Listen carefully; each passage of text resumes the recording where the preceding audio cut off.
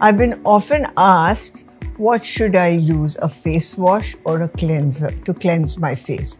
Now, what I highly recommend is, of course, double cleansing for everyone, because that's really going to keep your skin good.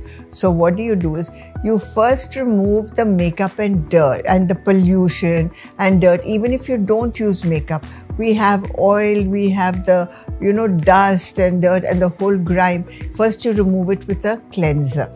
Okay, and then after that, if you can use a face wash. So you will do the double cleansing. So first, a cleanser takes off the makeup, the grime, and cleans everything out. Okay, and the face wash just adds to it and gives it a double cleanse, and it cleanses the pores.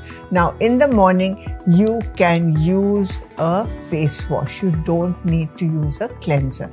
But if you are older and you feel that, or if you're older and got a very dry skin, I would recommend that you just use a cleansing cream, no face wash.